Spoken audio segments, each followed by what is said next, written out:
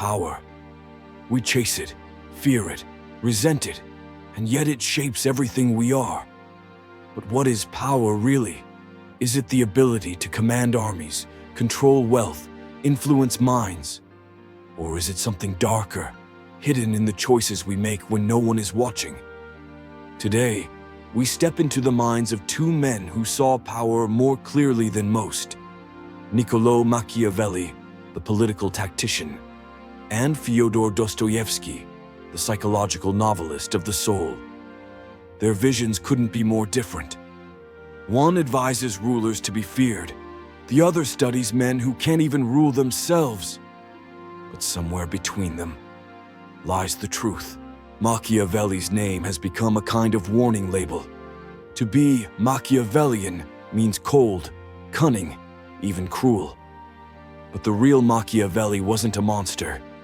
He was a man trying to survive the chaos of Renaissance Italy, a world of shifting alliances, betrayals, and bloodshed. In his most famous work, The Prince, he writes, "A man who wishes to make a profession of goodness in everything must necessarily come to grief among so many who are not good." Here, power is not about ideals. It's about calculation, about recognizing that the world is not how we want it to be, but how it is. For Machiavelli, a ruler must learn how to do evil when necessary, to appear moral while acting ruthlessly, and to adapt like the fox and strike like the lion. Power, then, is not virtue. It is virtu, a different concept. Not virtue in the Christian sense, but the capacity to shape fate, to bend chaos to your will. It's control, agility, ruthlessness, and timing. Machiavelli doesn't encourage cruelty for its own sake. He encourages selective cruelty, quick, strategic, and efficient. A little horror now to prevent worse later. Sound disturbing? It is. But he would say, look around you. A naive prince will lose his throne.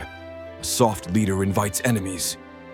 Power, in this view, is the ability to act without illusion. Now step into the world of Fyodor Dostoevsky, and everything shifts.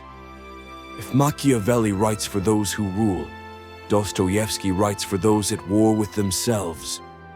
His novels are filled with characters who long for power, over others, over themselves, over meaning itself, and yet they crumble. In Notes from Underground, a man tells us, "I am a sick man. I am a spiteful man.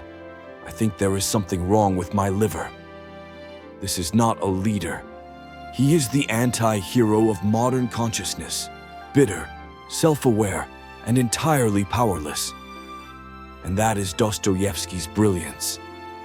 Where Machiavelli's prince learns to manipulate others, Dostoevsky's characters can't even master their own inner contradictions. They are torn between belief and disbelief, guilt and defiance, faith and nihilism. Consider Raskolnikov from Crime and Punishment, a student who kills an old woman, believing it will prove he is extraordinary, beyond morality. A man of destiny, a Napoleon. But instead of becoming powerful, Raskolnikov is consumed by guilt, by fear, by the unbearable burden of having tried to step outside morality and failed. Dostoevsky shows us that true power may not lie in control, but in conscience. That the deepest prisons are not built by kings, but by the self. Where Machiavelli speaks of lions and foxes, Dostoevsky gives us men who hallucinate, tremble, confess. They are not villains, they are mirrors. They show us what happens when the soul tries to be a god and ends up a ghost. Machiavelli and Dostoevsky both ask, what drives human beings? But they answer in radically different ways. For Machiavelli, humans are predictable, selfish, fearful, ambitious. He writes, "Men are ungrateful, fickle, false, cowardly, and greedy." That's not pessimism, it's a framework. In his world, if you build a state assuming people are good, that state will fall. power depends on knowing what people truly are, not what we wish they were. So Machiavelli says, exploit their nature. Make them loyal by fear. Make them obedient by spectacle. Make them believe they have a choice when they don't. This is why many see the prince not as advice, but as a warning, a manual for manipulation, yes, but also a mirror for how often we let ourselves be manipulated. Dostoevsky, on the other hand, never stops wrestling with the question of human nature, because for him, it's unstable, mysterious, and sacred. His characters aren't just flawed, they're torn open.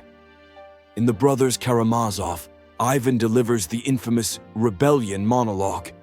He asks if a perfect, eternal order could be built, but at the cost of the torture of one innocent child. Would you accept it? I decline the ticket. Ivan rejects a universe built on injustice, even if it is logically good. This is not political realism. It is moral revolt. And the Grand Inquisitor scene takes it further.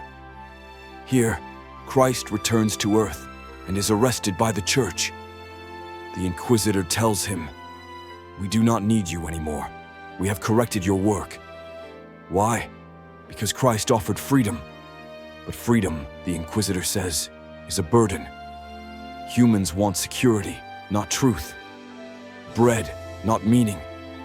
So the Church gives them illusion and keeps control. This is Dostoevsky's darkest insight. We do not fear tyranny. We fear responsibility. Power, then, is not just about control over others. It's about the temptation to abandon conscience in the name of order. Machiavelli accepts that. Dostoevsky resists it, even as he shows how seductive it is. So, what is power? To Machiavelli, it's clear-eyed realism, the ability to control, deceive, survive. He teaches us that morality, when applied blindly, can be fatal. To Dostoevsky, power is a test of the soul's integrity, a mirror held up to our contradictions. He warns that the desire to rule, even with good intent, can destroy what is most human in us. One believes in shaping the world, the other believes in surviving it without betrayal. And both understood this. True power does not begin with law, violence, or politics. It begins with a decision to see clearly. The question is, what do you do once you've seen too much? Do you become the prince, or retreat to the underground? If this exploration challenged you, disturbed you, or left you questioning, that means it's working. More voices, more contradictions, more truth coming soon. Subscribe if you're ready.